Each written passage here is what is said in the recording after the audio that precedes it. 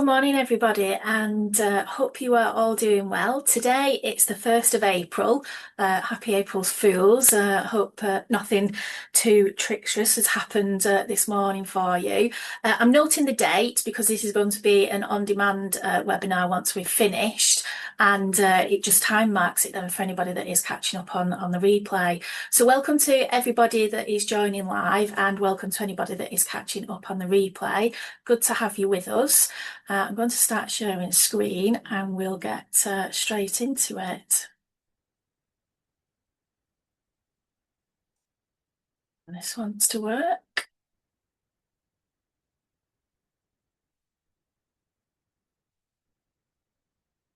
There we go. So welcome everyone to our webinar on the employment law changes that are happening this year and also into next, which is what we'll be talking about, what you need to know as employers and the actions that we do recommend that you take in relation to the Employment Rights Act 2025. It's the biggest shake-up that we've seen in workplace law for decades now. Some of its changes, they're already in force, others coming later this year, and then we've also got lots happening next year as well. And it's the most significant reforms, including the dramatic cut to the unfair dismissal qualifying period and the removal of the compensation cap that take effect from January 27. And the penalties for getting these things wrong are also going to be going up. We've got a brand new enforcement agency that's now watching, and the window is prepared to prepare its narrowing. So for this next 90 minutes or so, we'll focus on the practical steps that you can take, starting with what needs thinking about now and finishing with what's on the horizon for 2027. So my name is Pam Mullinew. I'm your host, and I've been in HR and leadership development for 30 years now. And within that time, there's been a lot that's happened and a lot I'm sure that will continue to happen. And obviously it's very dependent on what's happening in the world, government policy, etc. So there's never a dull moment, as I'm sure we all know. There is Q&A facility, so please by all means pop your questions in as we're going along. If I don't get a chance to answer them in the actual webinar itself, I will, as part of sending out the slides, the recording, and some of the other resources that are prepared for you, I will be putting together a Q&A sheet for you as well. So let's jump right into it. So this is the roadmap, what we're going to cover today. So we're going to be looking at April and everything that is happening with regards to this week, early next week, the 6th of April. We'll then move over to October, and then we'll be looking at 2027 as well. So from an April perspective then, there's two significant changes that come into force on the 6th of April. So the first is where workers will get SSP earlier because the 3-day waiting period that we've been used to forever is going to be removed. So SSP is payable from day 1 of absence. The second is where very low paid workers now qualified for SSP for the first time. And the lower earnings limit, which previously blocked anyone earning less than the £125 a week for getting SSP, will be removed. So that is going to benefit employees that are on 0 hours and part-time workers doing just a few hours each week. And it means that they will become eligible for sick pay. And as the normal SSP rate, as it always rises on the 6th of April, then that is going to be going from the £118.75 that we've been paying for this last year, and that's going to rise up to £123.25 per week. There's a new formula to make sure that no one receives more in SSP than they would earn. So employees now get whichever is lower, so the standard weekly rate or 80% of the average weekly earnings. So there is that stopgap in there as well. So from an SSP point of view, the action points then, if you haven't already acted on these changes, because we've been talking about what's coming up from the Employment Rights Act for some time now, here's some action points for you to make note of. So updating your absence policy and your template employment contracts. So within that, removing any references that you've got to the lower earnings limit and to SSP only being paid from day 4, because those provisions will no longer apply. Would also suggest that you're briefing your managers and staff so that making sure that everyone knows that the rules have changed, and flag the potential financial impact also to business leaders, because where you once previously weren't needing to pay SSP, then you are now going to need to make that payment. And also checking with your payroll system. So if you've got that in-house or if you've got an external provider, I'm sure that they're already on that. But your internal system, it needs to be set for day 1 SSP payments and the new lower rate as well. Or if you do use that external provider, then obviously reach out to them and make sure that they've got that all covered, which I'm sure they have. So that is what's happening immediately from a legal point of view for the SSP, but this is also a perfect opportunity to review your absence management approach. So you might want to think about looking at your absence management procedures themselves. So what more can you do to reduce the risk and cost of absences, whether that's genuine or otherwise? Obviously, if somebody is presenting themselves as poorly, then we've got to take that at face value unless we've got some other proof.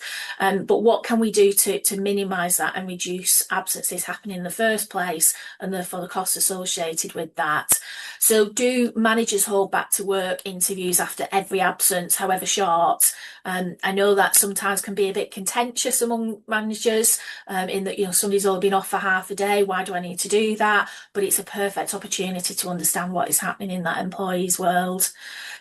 Are you picking up on any suspicious patterns, like a team member who's regularly calling in on Mondays, for example, or is it every other Wednesday?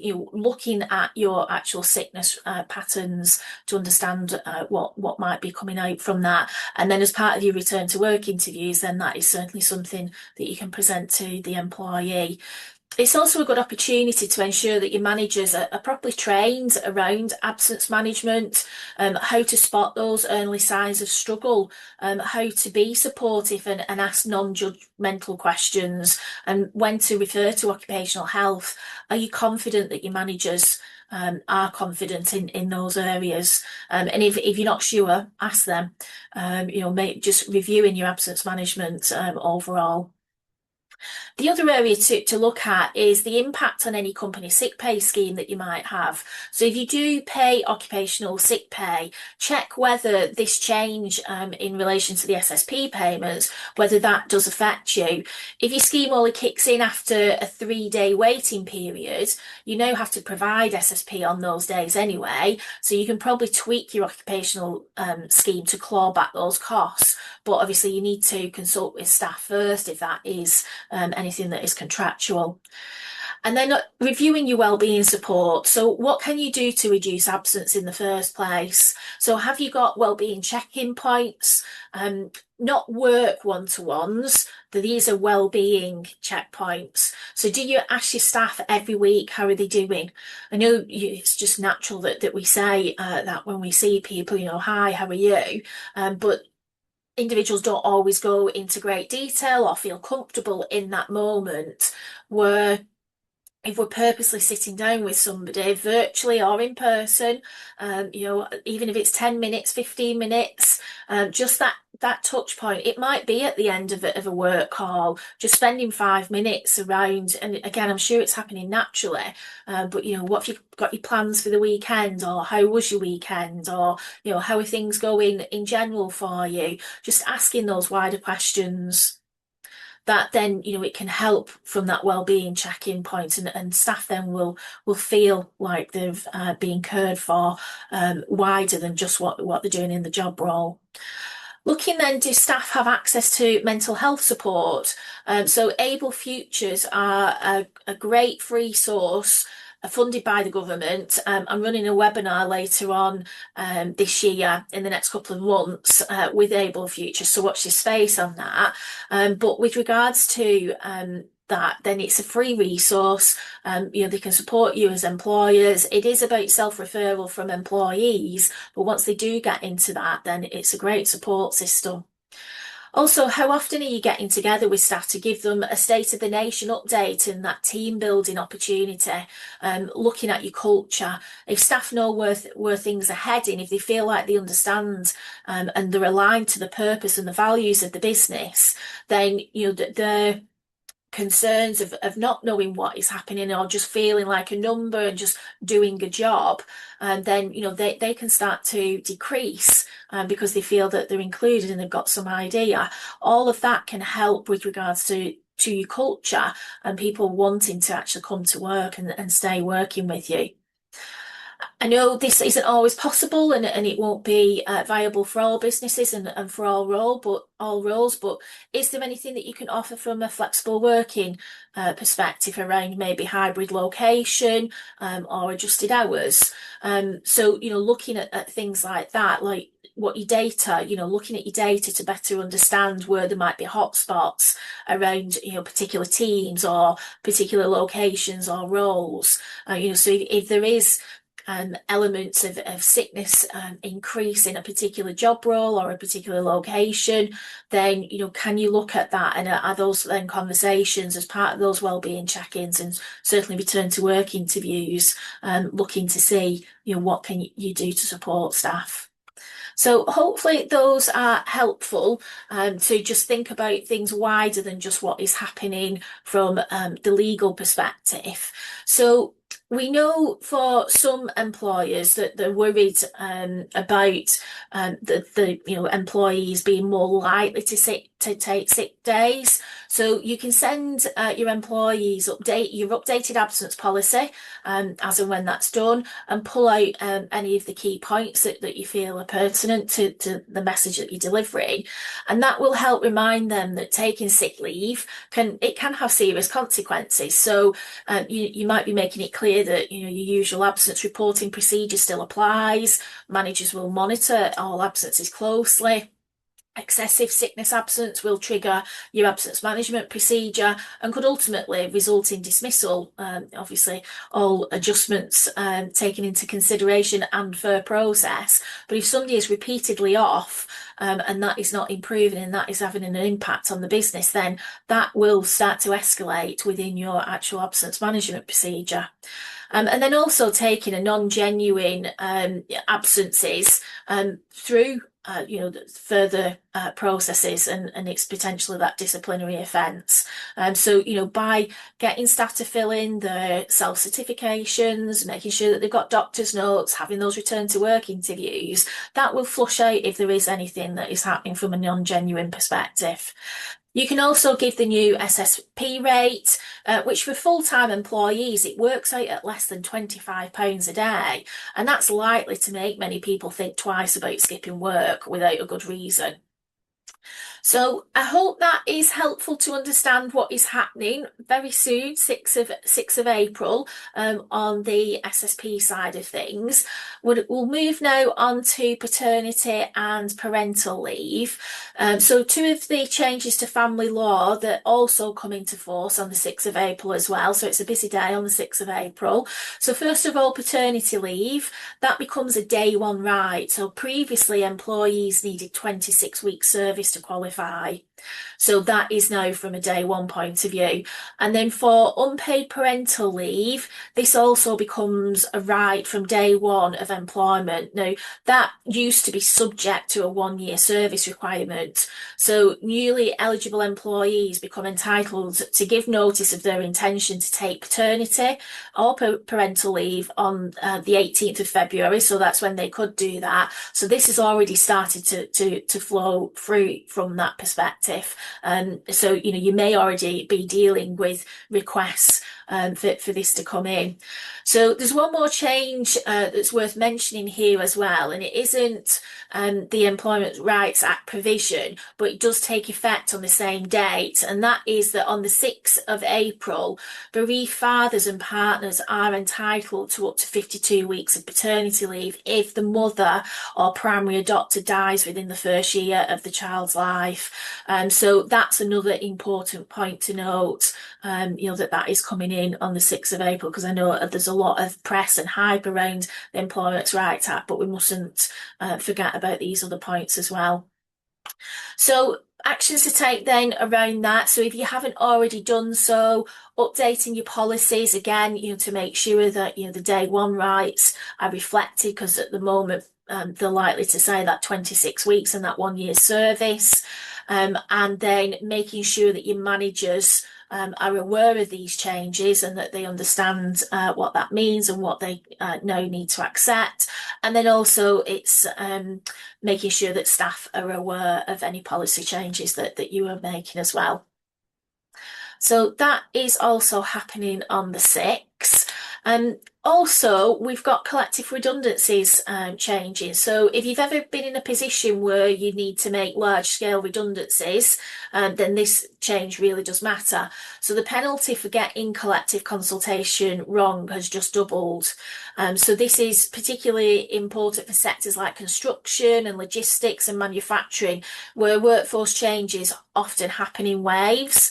And the law says that if you're thinking about making 20 or more employees redundant at a single establishment in a rolling 90-day period, you need to consult with a recognised union, or if you don't have a recognised union, with your elected employee reps. And the purpose of that consultation is to minimise the impact of redundancies, and the consultation needs to last that 30 days so that you can explore alternatives to the proposed redundancies.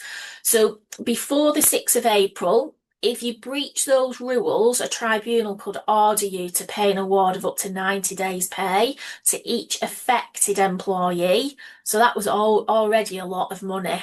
But that now, or it will do from the 6th of April, has risen to 180 days' pay, which is massive and very impactful. So making sure that that consultation is happening is going to be so important. If it's already obviously very impactful if the proposal of redundancies is happening, and then to get this wrong on top of that, then that would just be catastrophic, I'm sure, for a lot of businesses. So we need to make sure that that consultation is in place. The existing single establishment threshold is being retained, but the Employment Rights Act also introduces a new organisation-wide threshold. So the details of that, they're going to be coming through probably in 2027. So we just need to hold space for that one to wait to see what happens. But with effect from the 6th, then that is the change that is happening for collective redundancies. So that might not apply to everybody that's on the call or watching the replay, but be aware that is what's happening. So for the action point then, the message here is simple. The stakes are higher than ever. So if you are proposing to make 20 or more employees redundant within a 90-day period, follow the collective consultation rules by the letter. Please do not navigate away from those. A mistake that might have once cost you 90 days per head is now going to be double that. So really important to make sure that you get that right. So that's the collective redundancy piece. We've also then got sexual harassment, where it's being extended from a whistleblowing point of view. So from April 26 as well, workers who disclose sexual harassment will be entitled to whistleblower protection. But to qualify, they must reasonably believe that the disclosure is in the public interest. So that is as per normal whistleblowing rules. But what they're doing is they're extending whistleblowing protection to include sexual harassment issues that are raised. So if you don't know, whistleblowing protection, it refers to the legal rights that workers have when they report serious wrongdoing in the workplace, and that affects the wider public, and it's been protection for workers in the UK now for 25 years. So this is not new, they're just extending it to sexual harassment. So for example, things like criminal activity or health and safety risks or legal breaches, there might be environmental damages or attempts to cover those up. So anything like that, if an employee is concerned about it, then they can raise concerns about that under the whistleblowing rules. So the law calls this making a protected disclosure. And if someone does make a protected disclosure, they are legally protected from being sacked because they blew the whistle. It's treated as automatic unfair dismissal. They're also legally protected from detriment, which includes things like bullying or harassment or being denied training or overlooked for promotion or even having their hours cut unfairly. So workers are protected if they're even no longer employed by the employer or were wrong about the issue, as long as their original starting point was that their belief was that it's a reasonable position, a reasonable complaint that they were raising. So action points on this then are, it largely confirms what the courts and tribunals have already been saying for some time, but it may lead to greater awareness of sexual harassment, whistleblowing as a claim, and an uptick, if you like, in complaints. So think about refreshing your manager training so that they can spot a potential whistleblowing complaint and respond appropriately. And make sure that your whistleblowing policy includes sexual harassment as one of the concerns you encourage staff to report. So a couple of points there to think about on whistleblowing. We'll come back to sexual harassment when we look at the October pieces, because that's almost like part one of what's happening with sexual harassment this year. It's drawing a lot of attention, again, as it did back in 24. So we'll do a refresh on that in a little while. And then another change that's happening in April 26, that's gone under a lot of people's radar, but it could be very significant. And this is the establishment of the Fair Work Agency, which is a new enforcement body for certain employment rights. In some respects, it's an administrative reorganisation, and so there's various existing functions that have been brought together in one place. So, for example, enforcement of national minimum wage, it's moved from the revenue to this new agency, but the agency also has some new powers. So the most important power is its ability to fine employers who have underpaid holiday or SSP. The regime, it mirrors minimum wage enforcement. So the agency can require you to pay any amount you owe the individual within 28 days, and it can impose a penalty of 200% of the sum owed.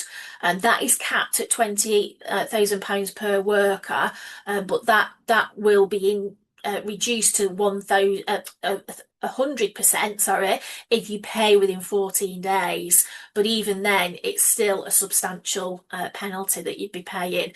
The agency, they've got the power to inspect your holiday and pay records at any time. So they're not normally people that you want to have in your business. So, making sure that you're doing this correctly is going to be really important. You're also now under a new duty to keep records showing that you've complied with the holiday entitlement and pay rules. The key points around this is that your records must be kept for 6 years, even after an employee has left. The Fair Work Agency has the power to inspect those records. So failing to keep accurate records is a criminal offence punishable by a fine. The SSP position is simpler. There's no equivalent record keeping duty, and SSP disputes are unlikely to involve large sums, but holiday pay is a different matter. Like the minimum wage, holiday entitlement, it can be complex and it's easy to make mistakes. So looking at the action points then, which I'm sure you're already doing this, but it's worth just going back and making sure that you're happy about this, that, if it did stand up, to that audit, are they going to find anything? And, if you're comfortable with that it's no, then amazing. So you must get your holiday record keeping in order. There's no prescribed format, but you need to be able to show that, how much statutory holiday each person has taken, that you've calculated things correctly around the holiday pay, and that you actually pay them what they were owed. So making sure that your pay slips are very transparent and robust from that point of view. So just looking at where holiday pay mistakes can arise is really around, where leave needs carrying over, where there's maybe changes like someone moving onto sick leave during a booked holiday, or the manager withdrawing an approval. You might take on a new hire partway through the holiday year, or need to make a payment in lieu of unused holiday on someone leaving the business. Anybody who works part-time or irregular hours or for part of the year, and then also employees who are regularly receiving overtime or commission payments and bonuses, which you must factor into your holiday pay. So that is a list of where common issues arise. So it's worth looking at those, making sure that you've got all of those in order. So just looking at some of the practical recommendations around this. Your record keeping system, making sure that it's accurate, making sure it captures everybody who's entitled to what and what they've actually received. So your central, this is likely to be done via a central digital HR system, is ideal. It makes it straightforward to produce records quickly if the fair work agency comes in.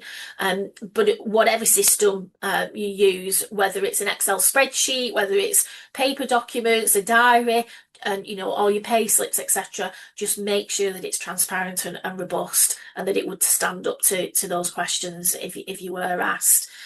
Another important thing, obviously, is if you think about that common mistakes list, making sure that whoever is approving or rejecting holiday applications and processing the holiday pay, making sure that they are trained. Usually it's your managers that is administering all of that, so making sure that they understand what they need to do in relation to this. And with regards to the checking contractor status as well, making sure that there's nobody misclassified from a self-employed perspective. If somebody is working with you on a regular basis, then sometimes they can drift into that work or employee status. So it's definitely worth checking your self-employed people, your contractors, anybody like that who you might have working with you on a regular basis. So unless you're a very large business, it's doubtful that the agency is randomly going to rock up and knock on your door.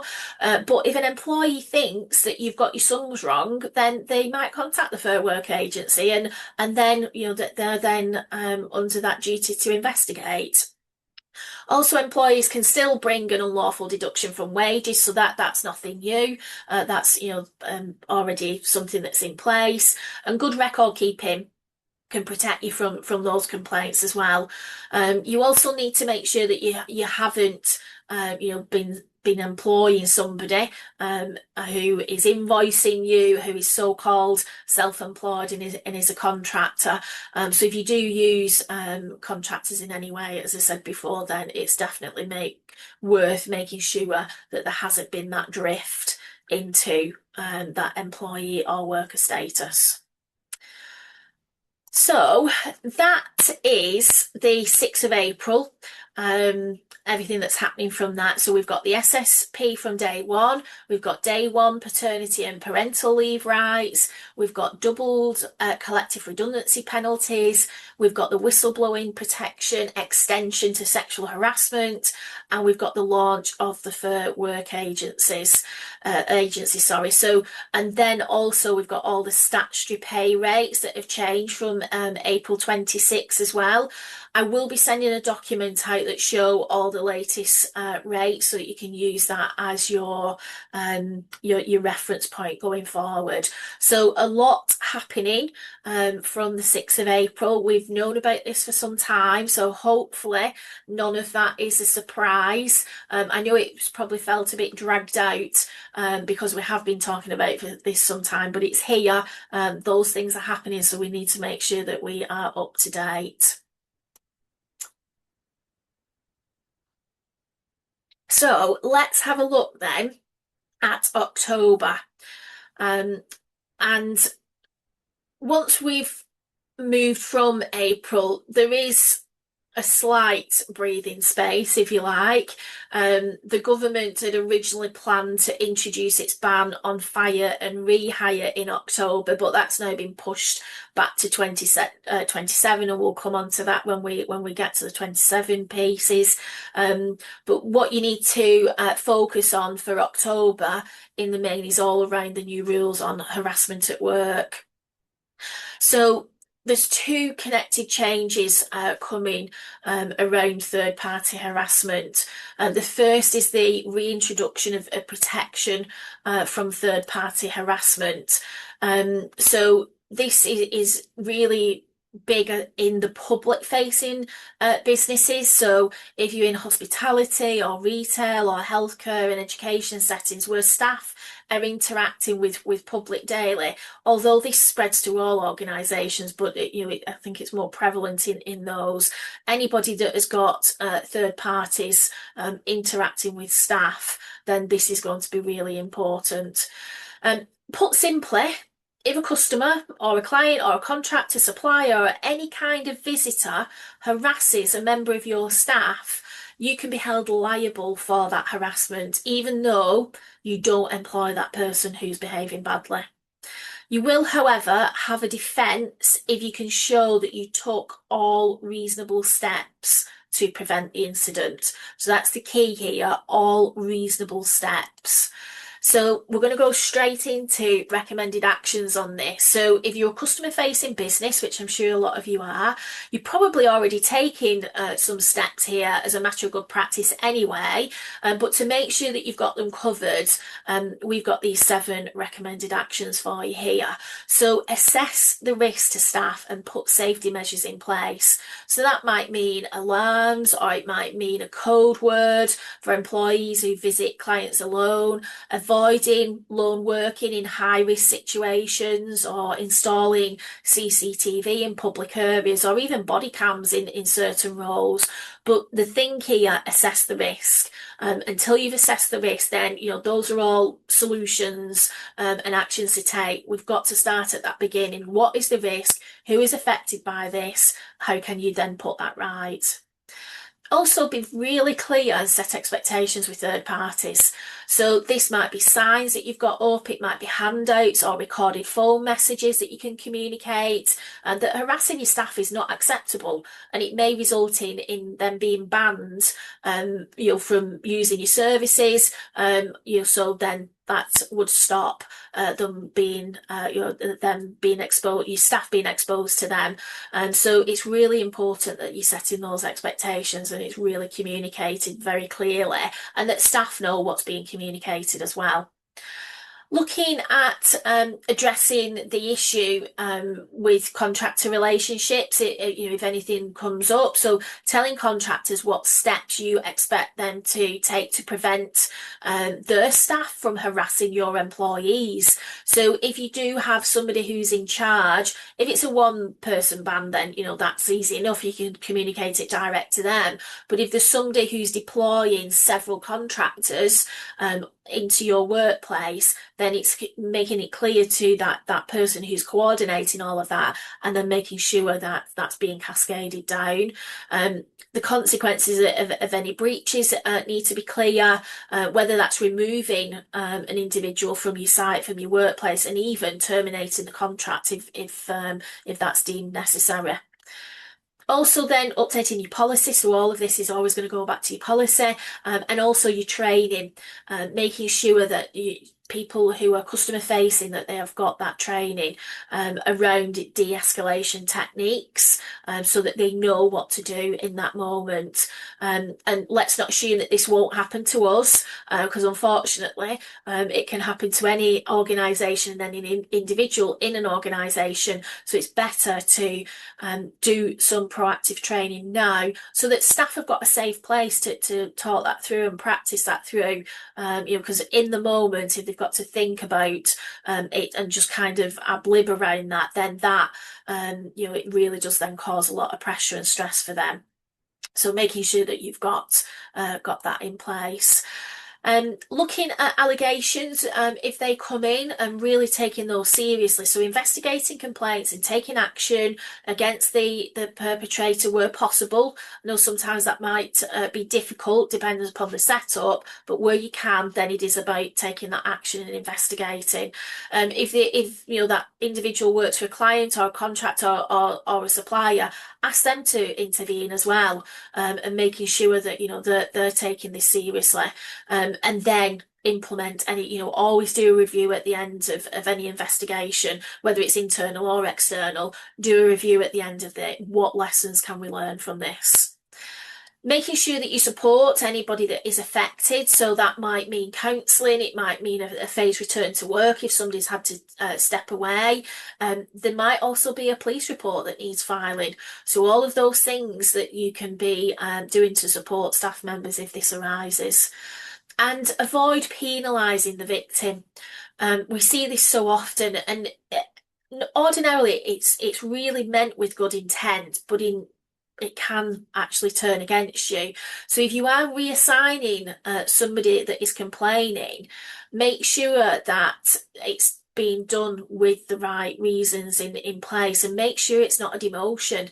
If they are a team leader today and then taking them away from team leading duties, then that might be a demotion. And I know it's not easy with this, so it's really about working through the details and doing as much as you can, but also in that reassignment, making sure that they're not going to encounter the very person and the situation that they've complained about.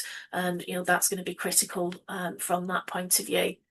So all reasonable steps then around the sexual harassment. The second October change, it's been discussed, but will have a little additional practical impact as long as your current obligations are already in place.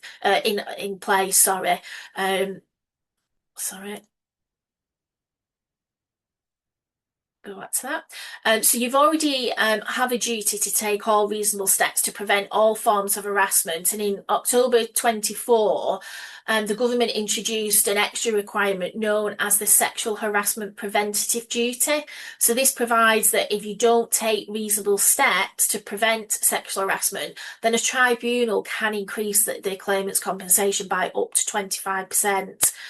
And the Employment Rights Act, it's tightening up on that further.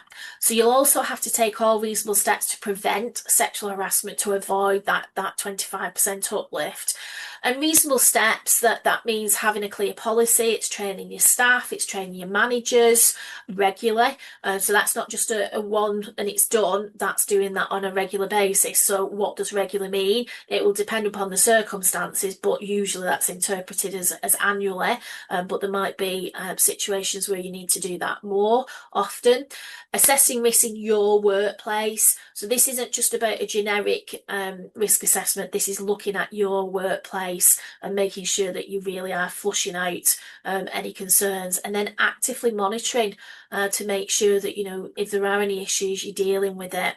And if you don't take those steps and an employee brings a claim, a tribunal can increase compensation by up to 25%. So it's essentially a shift from reactive to proactive. And it's the foundation for the tighter all reasonable steps duties that is coming in October 26.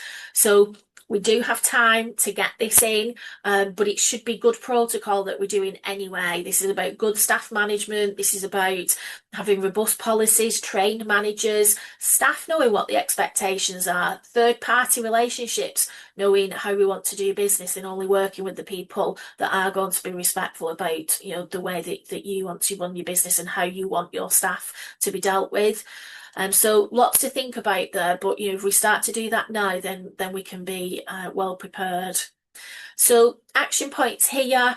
So how can you prepare for the changes? So the regulations, they specify what counts as all reasonable steps for preventing sexual harassment that is expected in 2027. So we'll have to see what they say around that. But however, we're not expecting the legislation to contain special new steps that no one's ever thought of before. So for now, checking that you're taking all of the familiar steps set out in what we've got from case law, and also from existing Equality and Human Rights Commission guidance as well. That way, even if something does go wrong, you'll have a strong defence. So we're looking at this from assessing your risk of harassment in your business, having an anti-harassment policy that's effective, that means being communicated and it's easy to find and easy to follow as well. Training your workforce and your managers and making sure that there's regular refreshers as well, and actively looking for problems through methods like anonymous staff surveys. And I know that probably feels uncomfortable when I say go actively looking for problems, because it's like, we're going to flush this out, but it's far better to flush this out and you do something proactively than somebody presenting a complaint to you. So go look for these, keep reviewing your risk assessment, train your managers, they're out there every day interacting with your employees, they're on that shop floor, so making sure that they are your eyes out there, and then if there's any signs of anything, you can get onto that. And also that links then to the monitoring and reviewing. So revisiting your policy annually, repeating your risk assessment after any significant business changes have happened, and if there are any incidents, learning from those as well, doing that, really sitting down and assessing what happened, why did it happen, what went wrong, what can we do so that this doesn't happen again. So that is a big one to prepare for from October. We've also got some things happening from a trade union point of view. So the trade union reform that will affect you even if you don't recognise a union. So this is really important. And again, this is one of those things that is kind of flying a bit under the radar for a lot of employers because they're thinking, well, I don't recognise unions, so it's fine. But from October, you'll be required to inform new employees of their right to join a trade union. So that will be something to include in your employee handbook and your onboarding process. And you'll also have to remind existing staff of that right regularly as well. And again, that's in your handbook, maybe as part of staff comms, depending on how you are communicating to staff. Trade unions will gain the right to access your workplace for activities like recruiting and representing members. So you might need to get used to dealing with trade union reps entering your workplace for the first time. This might not be something that you've ever encountered. The government's making it easier for unions to secure recognition. So just be aware of the changes that are in the pipeline around that. And if you are already consulting your workforce and addressing concerns effectively, that should reduce the risk of them feeling the need to unionise or, to join a union. So, make an assessment on that as well. Where are we at today? Does that work for us? Are we communicating with our staff? Because this could change workplaces in comparison to how we see them today. And if you're in the hospitality sector, be aware that there's a further tightening of tipping laws planned for October. So the government have consulted on measures to strengthen the law on tipping by introducing new requirements for employers to consult with workers at the place of business when developing or reviewing tipping policies. So they've consulted to gather views on the existing law on tipping, which includes the statutory code of practice on fair and transparent distribution of tips. And there's also non-statutory guidance for distributing tips fairly. So that consultation provided an opportunity for any interested party and groups to review how the existing legislation operates in practice, identify where improvements could be made, and consider how the government can make effectively implementing those new requirements. So the consultation window, it opened on the 5th of January, 5th of February, and it closes tonight at 11:59. So if you are an interested party and you want to have a say and an influence on the tipping laws, then go and have a look at gov.uk, then you'll be able to find that on there. And then this is the final October change, though it's listed as no earlier than October, which suggests it might slip. But at the moment, that's what we're aiming for. So this is about doubling of the time limit for bringing an employment tribunal from 3 months after an act has been complained about to 6 months. So that means that, at the moment, if something has happened, an employer's got 3 months in which to bring a tribunal claim. When this comes in, that means they'll have a 6-week window in which to, 6-month window in which to make that complaint. So couple of action points for you here to think about. Review your retention periods for your HR records. So don't delete anything important until at least 9 months after someone has left. ACAS will normally try to facilitate a settlement, and that can extend time limits sometimes for yet another 3 months. So that's why we say 9 months.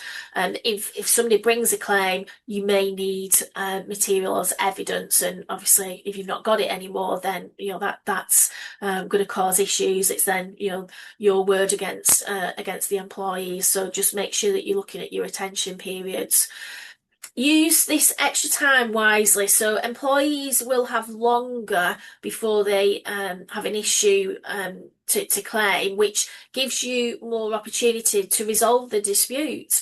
Use the ACAS conciliation service, they'll try to get you and the employee to settle your differences instead of claiming through tribunal. So whilst I know that can be seen as a downside, then it means that we've got more time in which to get things sorted. So, flip side to that, is that you may not know for 9 months or or more whether a dispute will result in a claim, and key witnesses may have left the business by then. So get statements from anybody that's involved in a situation promptly and keep them secure. We should be doing that anyway as part of any staff management and enabling policies, etc. But if there are key witnesses, then make sure that you're securing those, and try to make contact with former employees that you might need as witnesses. So if they have left, then that they've got less of a I suppose an inclination to get involved in this, unless obviously called, etc. But if you're keeping in contact with them and just checking in on them, then if it does go to tribunal, then you've got their support. So that's October. A lot happening in that side as well. From January then, this is the next date that we need to prepare for, which sounds a long way away, which it is. We've got nine months left of this year, but this is when the 3 biggest changes under the Employment Right Act comes in, and these are some of the steps that you need to start to think about now to reduce their impact. So this is what January 27 looks like, and we're going to drill into each of these now, but it's the unfair dismissal piece, compensation cap, and fire and rehire. So looking at unfair dismissal, this is all about the reduction in the qualifying period from what is today 2 years to just 6 months. So the government has abandoned its earlier proposal for day one unfair dismissal rights and a mandatory probation process, which is good. But now we do have this 6 months piece. The current plan, it is dramatic. It has an immediate impact on your business. Oh, sorry. Because anybody that has got 6 months service on the 1st of January 27, they gain that unfair dismissal protection on that date. So that means that 1st of July this year is really, even though this doesn't become law until then, effective till then, because they need that 6 months service, we need to start acting in July. So this is about performance management and making sure that your new hires are where they need to be. So how we're managing existing employees. So let's just look at this this timeline here. So if you hired someone on the 1st of April this year and they've got a 6 month probation period and that ends on the 30th of September, the manager might not be sure that they're up to the job and therefore extends the probation by 3 months to the end of December. Then the manager decides to dismiss, but then the business might close over Christmas and New Year and they don't get round to speaking to them until the 1st of January or, in January. Then that means that that employee's got 9 months service. So it means that they have that unfair dismissal protection. So to dismiss them for poor performance after that point, you'll need to follow your normal full-blown formal procedure. So we need to start thinking about this now, and that's why it is impactful from that perspective. So that example, it shows you about the steps to think about at this stage. What we're recommending is that you review the length of your probation period. So if it's currently 6 months, can you cut that down? So 3 months is good if you're able to do that, because it gives you scope to extend. You'll also have a little wiggle room there if a manager passes someone only to have those second thoughts or is a bit late holding the final probation review. Can't tell you how many conversations we have where the probation went past, it was 2 weeks or even a month after we'd realised, so we just let them be, and then a month later after that then there's issues. So looking at your probation period and can you bring that down might not be right for everybody, and if that's the case then obviously we've got the processes that you'd have to follow, but where you can then reduce that down. It's going to give you more time to manage things. Review your process as well for assessing new hires. So you need a really reliable system to evaluate sustainability quickly. We've always needed this, but when we've had a 2-year window in which to do something without having to go through full-blown procedures, then maybe we've been a little more relaxed around this. But now we really need to be evaluating that suitability quickly. So ensuring that your managers know how to set measurable targets. How are they communicating those expectations clearly and making sure that support has been provided? So it's not just after communicated it, that's me done. What are we doing each week to support employees to do that job?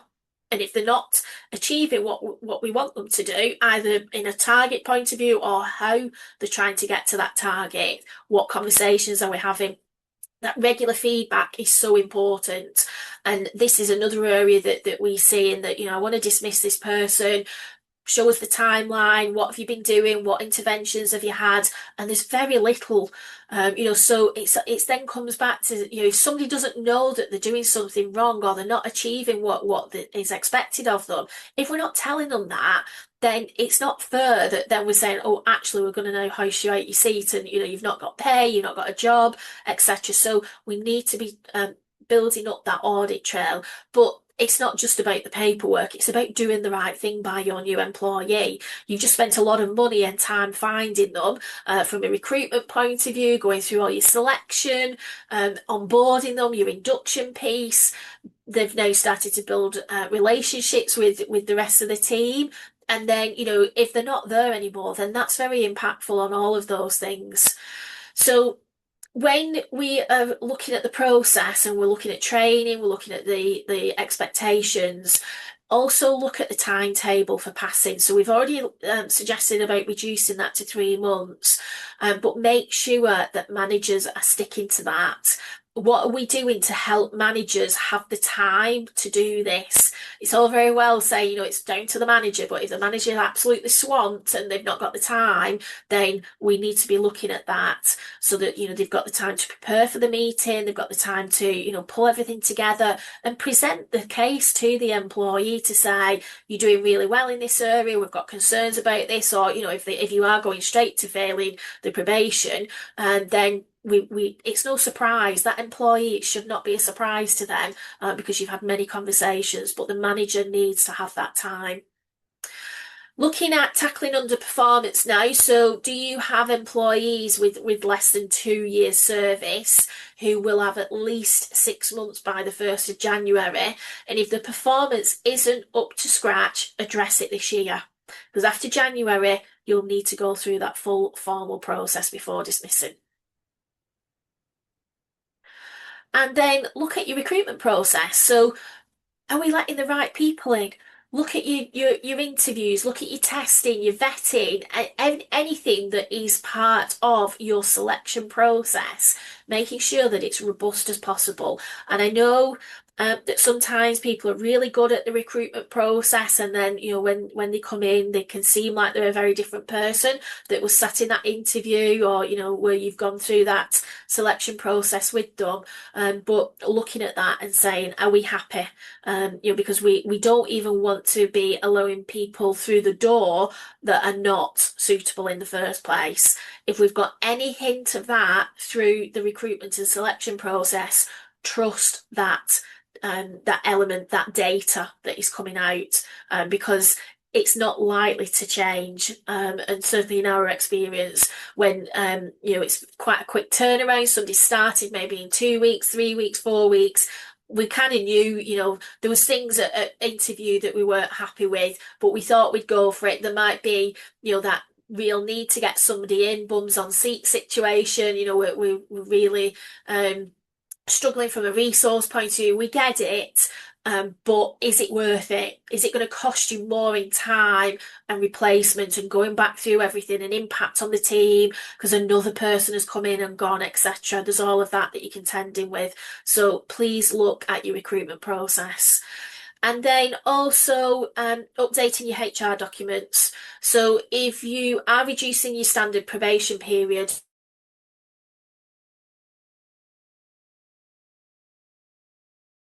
and make sure it's around that. So that is a biggie. So even though the law isn't effective until the 1st of January 27, we need to start looking at this now. And then we've also got the removal of the compensation cap. And this is another major change that we're looking at.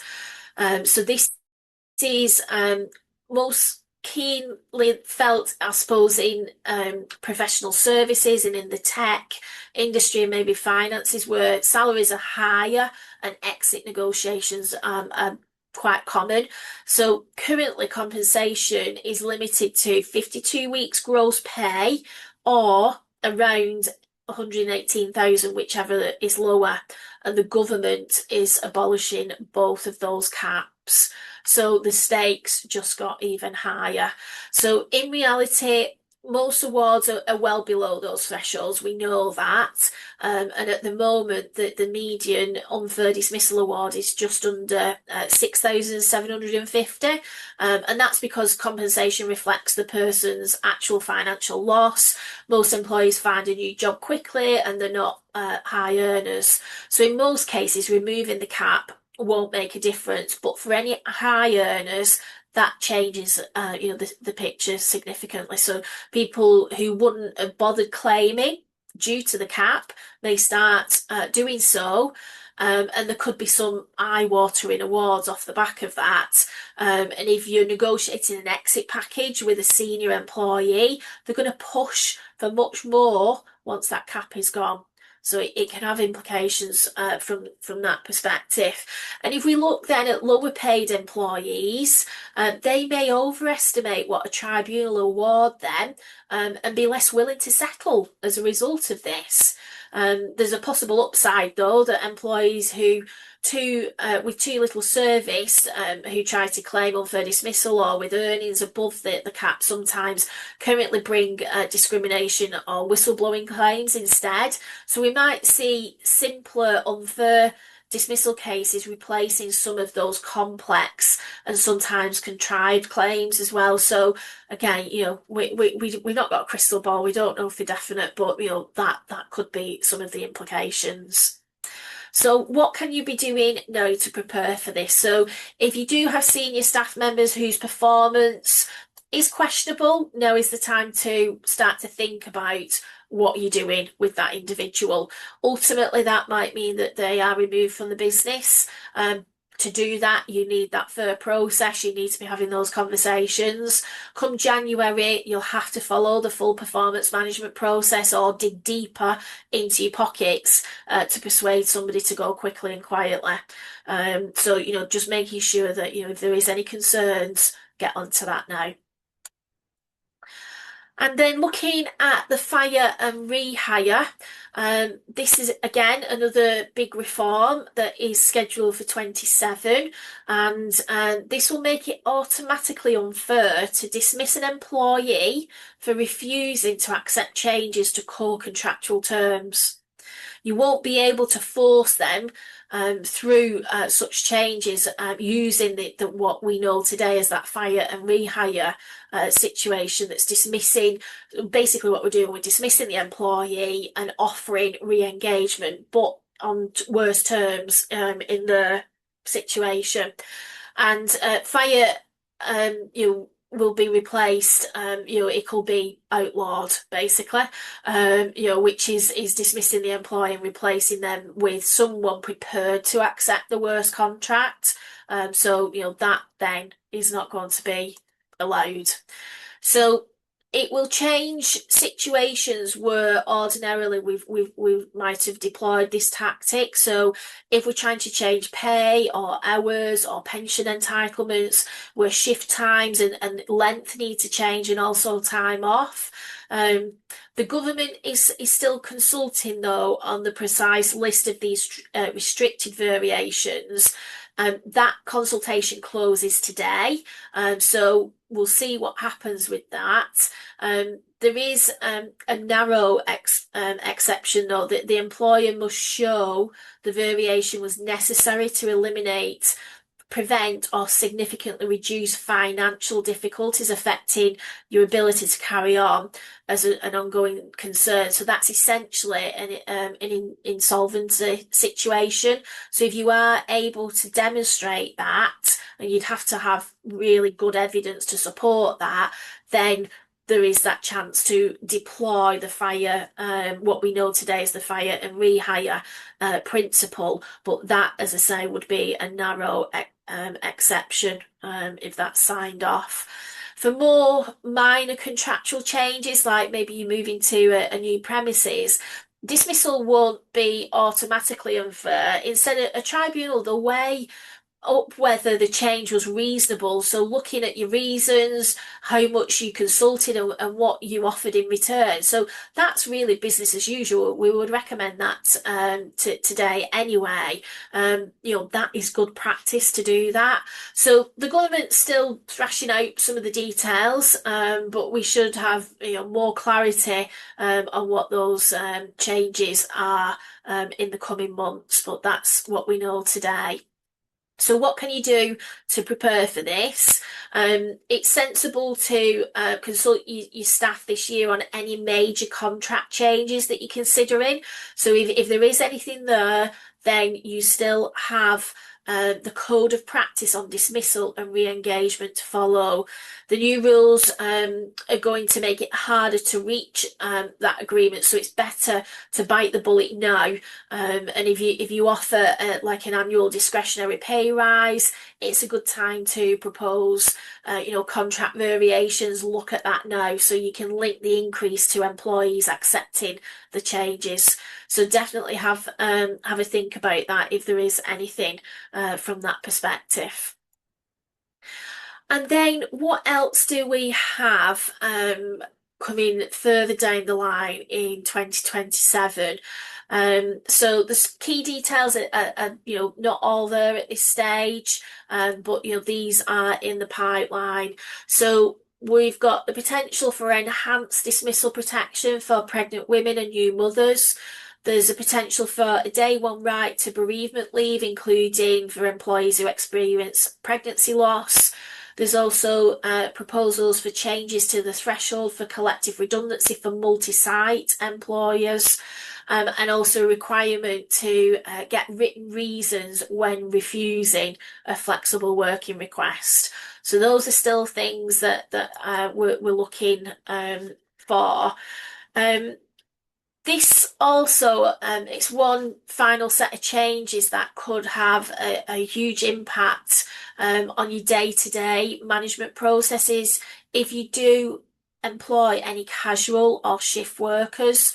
So under these changes, there's elements around where offering guaranteed hours to 0 or low hours workers. Also giving shift workers reasonable notice of shifts and any shift changes, and paying shift workers for any shifts that you cancel as an employer, or you curtail or move at short notice. So the guaranteed hours plan, it is complex, and there's a long list of unknowns about how it might work, but it's still on the horizon. So whilst we're waiting for that, and I think it's more likely to come in than not, it's not going to happen till 27, but it is worth looking at this now so that you're prepared.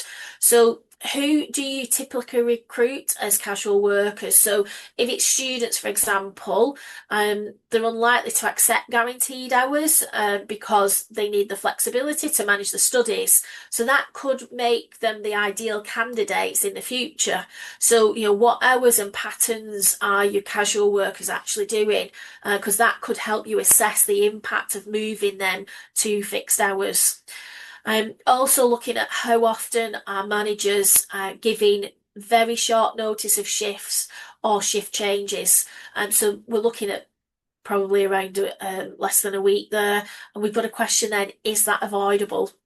So this will have major operational impact, likely in hospitality, retail, care, logistics, where shift patterns, they can change frequently. That said, I suppose don't get too preoccupied with this one yet. We'll know significantly more in the coming months, and reforms might get scaled back.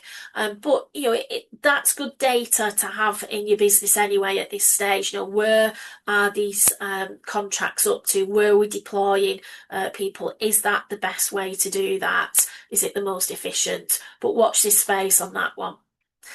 So we've made it through the Employment Rights Act 2025 and what is happening, what we know as of today.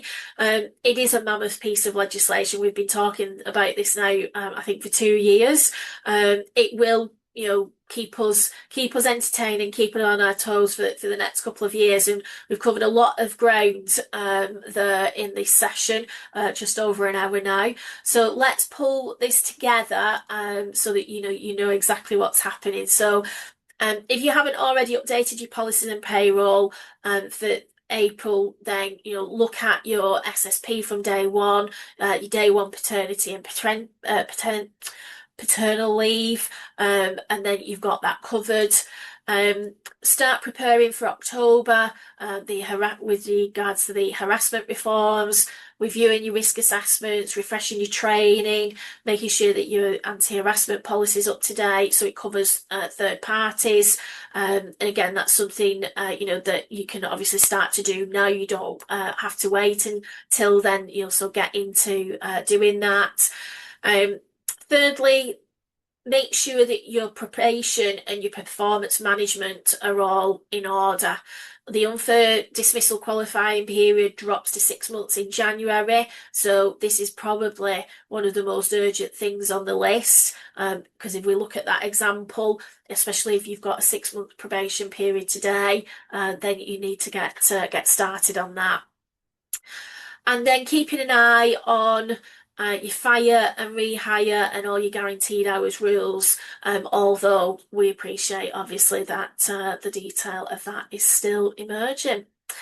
So, fast moving, as we know, as we said, it's one of the biggest pieces of changes in legislation that we've seen for a very long time. So you do stay connected with sources that you want to hear of updates on. There's lots of available trusted sources out there for definite. On our note, we'll be sending you a short feedback survey after you've watched the webinar today, and if you get the on-demand recording, and if you'd like to explore how we might be able to help you with anything that we've covered today, then you can just pop a note on there. But I hope that has been helpful. And I do hope that you found it useful with regards to everything that we've gone through. So I'm going to stop recording now so that if anybody does have any questions, then they can pop those in to the Q&A box. And I will produce a Q&A question sheet and send it out to everybody in due course. But thank you so much, and I wish you all the best with everything that's coming up, and I hope you have a good day.